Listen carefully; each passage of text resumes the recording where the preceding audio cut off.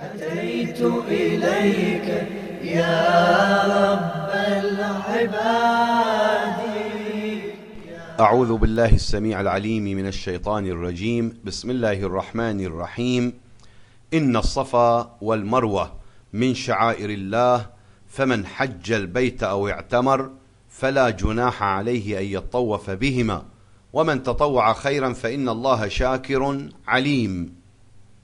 السعي بين الصفا والمروة أيها الأحبة، أيها الحجاج الكرام، عبادة قد أوجبها الله عز وجل وجعلها داخلة في كل المناسك، في عمرة التمتع وفي العمرة المفردة وفي الحج بسائر أنواعه الثلاثة. السعي ركن يبطل النسك بتركه تعمدا، أما تركه نسيانا فالواجب على الناس أن يقضيه. السعي عبادة، ولا بد في كل عبادة من نية، من قصد التقرب به أو بها إلى الله عز وجل. والنية بسيطة جدا، قصد الفعل مع التقرب به إلى الله عز وجل. وقد ورد ونص الفقهاء على استحباب التلفظ بالنيات في مناسك الحج والعمرة.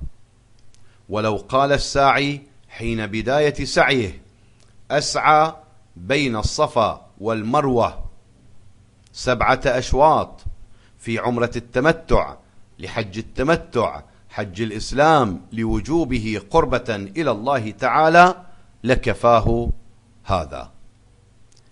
أما النائب فعليه أن يذكر المنوب عنه حين نيته. على كل، السعي فيه واجبات لا بد من توفيرها حتى يكون صحيحا.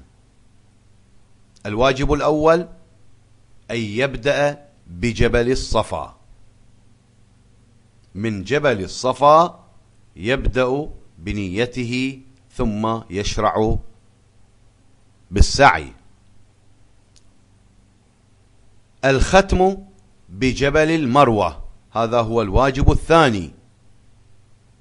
الواجب الثالث الذهاب شوط والإياب شوط، بمعنى أن يعتبر مشيه وسعيه من الصفا إلى المروة شوطا واحدا، ثم من المروة إلى الصفا شوطا ثانيا، وهكذا ذاهبا وراجعا إلى أن يكمل 7 أشواط بلا زيادة ولا نقصان. فيكون بدءه بالسعي من جبل الصفا وختمه للسعي على جبل المروة.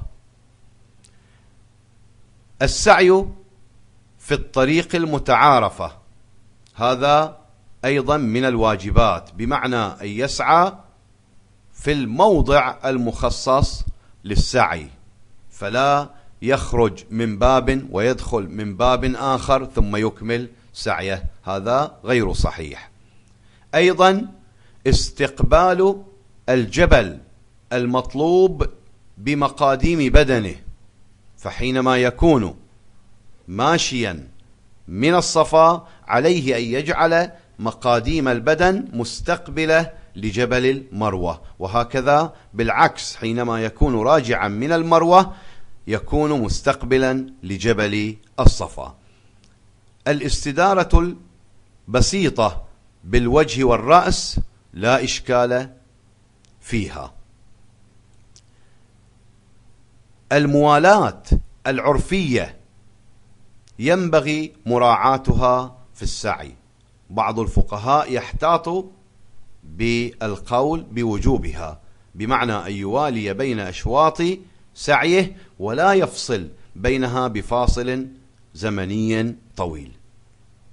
السعي لا تجب فيه الطهارة، والمسعى خارج عن حدود بيت الله الحرام، ففي أثناء السعي لا يجب على الساعي أن يكون طاهرا من الحدث الأصغر ولا من الحدث الأكبر، بل ولا من الأخباث، وإن كان الأولى والأفضل مراعاة هذا الأمر، فالسعي عبادة، والعبادة على طهارة لا شك أنها أفضل وأكثر ثوابا. هنا يسأل سائل: هل يجوز للساعي ركوب العربات الموجودة في هذه الأيام؟ الجواب: لا يجوز إلا في حال الضرورة، إلا في حال المرض أو عدم القدرة على السعي ماشيا. الركوب الموجود في الزمن السابق ركوب الدواب يختلف عن الركوب في هذه الأيام. في تلك الأيام كان يركب الساعي فوق الجمل مثلا، وبيده إيقافه متى ما يشاء أو السعي به متى ما يشاء. الأمر بالنسبة للعربات الموجودة يختلف من هذه الناحية، فالذي يسعى بهذا الجالس على العربة هو شخص آخر، ولذلك فالوقوف ليس بيده والسعي ليس بيده. الفقهاء لذلك احتاطوا بعدم جواز الركوب فوق العربات الموجودة إلا لضرورة. نعم، لو وجدت العربة الكهربائية التي من خلالها يتمكن الساعي نفسه من الانطلاق أو التوقف متى ما أراد، هذه لا إشكال فيها. يجب على الساعي أن يكمل 7 أشواط بلا زيادة ولا نقصان، فلو زاد في سعيه متعمدا أو أنقص منه متعمدا بطل هذا السعي. أما لو زاد في سعيه سهوا ثم التفت، فهنا تحذف الزيادة السهوية ويصح السعي. ولو أنقص منه والتفت قبل فوات الموالاة العرفية، حينئذ عليه أن يكمل الناقص. لو أنهى الساعي سعيه وبعد السعي حصل عنده شك في الإكمال أو عدم الإكمال، بنى على الصحة ولا إشكال عليه. أما لو حصل عنده الشك بين الثالث والرابع أو الرابع والخامس أو غير ذلك في أثناء سعيه، فهذا السعي باطل. هناك منطقة معلمة باللون الأخضر في الاتجاهين، في الاتجاه الذاهب إلى المروة أو في الاتجاه الراجع من المروة إلى الصفا. هذه المنطقة منطقة الهرولة، يستحب للرجال فيها أن يهرولوا، أن يسرعوا في مشيهم.